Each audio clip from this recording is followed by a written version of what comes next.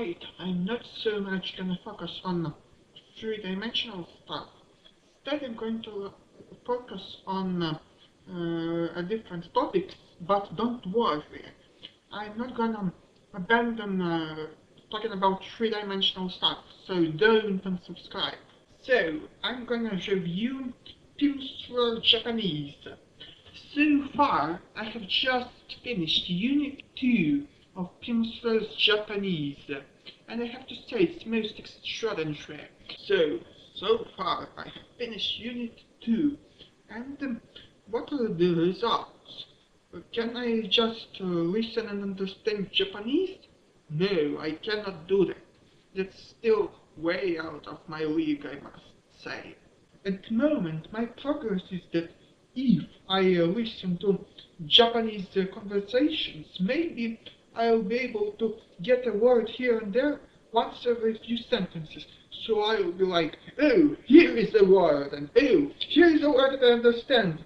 And so that's pretty cool in itself.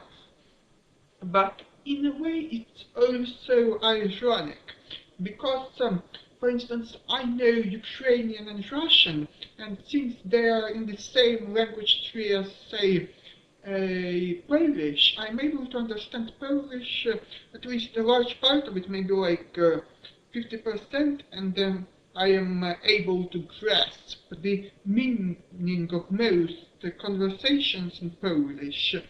So, it's quite ironic and funny that I'm actually just being able to understand this small bit of Japanese by this large effort, even though I'm able to understand Polish without any effort whatsoever, just by the fact that it's in the same language tree. But still, I feel it's progress. I feel a sort of mental reward every time I can recognize word in a sentence.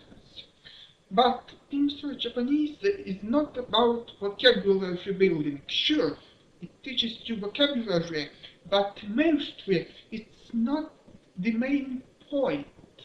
So, imagine that the Japanese language is this entire large pond, and pimsleur is like a small swimming pool for toddlers. That's basically what it is. It allows you to familiarize yourself with the basic nature of the water that you're going to swim in later on. So in that case, it's really cool. And in this water, you're able to feel like you are the master. You're able to fluently speak in this small part of Japanese that you can actually get a hold of. And that's very gratifying. But I think that the small downside of pimsleur Japanese is that it was made in the 70s, and such some of the vocabulary may not be too useful. And in fact, just by listening it, you're able to sort of understand that it was designed for the business traveler of the 70s, which is quite, well, it's interesting. For instance, you will learn stuff like exchanging money, also words like post office, stamp, and stuff like that. It talks of high-tech cable television. However, just because it was slightly out of date, won't make it really. However, just because it was slightly out of date, won't really matter, because the important parts really are the way it teaches you to use the language. For instance, let's say taught you how to use the word post office. Sure, you may not go to the post office. However, that's not the important thing. You are going to be able to learn to say stuff like, is the post office far away? How far away is the post office? I'm going to go to the post office. I want to go to the post office. I don't want to go to the post office. And so on. And it sort of keeps giving you a larger and larger arsenal of these suppository words that you can later use in most common situations.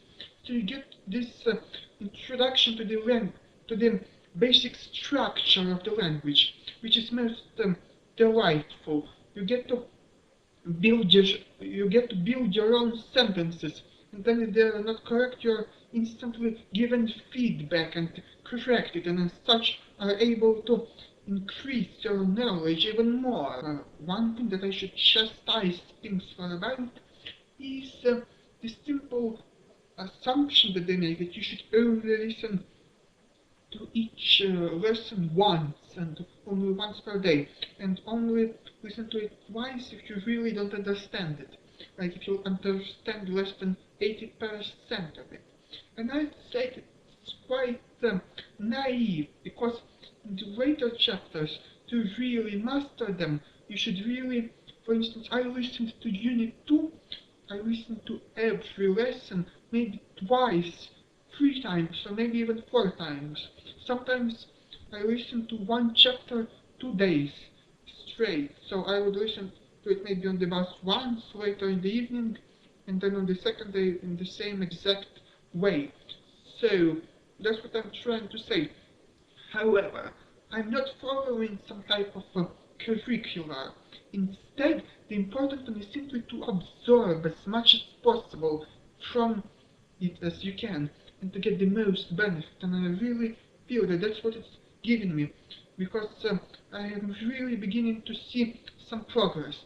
For instance, just a few days ago, I saw some funny Japanese commercial about a hotel and a cat, and it kept saying the word shucho, shucho, shucho, and I knew what that was. I knew that shucho meant business trip, and I could already use it in a sentence. I could say like, あなたは出張行きます or 出張行きますか 出張は stuff like that. I can make simple sentences using words, and that's extremely rewarding. Sure, sometimes they may not be correct, but the important thing is that you're already grasping the language, that you can begin to build your own phrases and words, which may be simple at first, and you may not even be able to understand the reply in most cases, but you're beginning to really dabble in the mechanics of the language.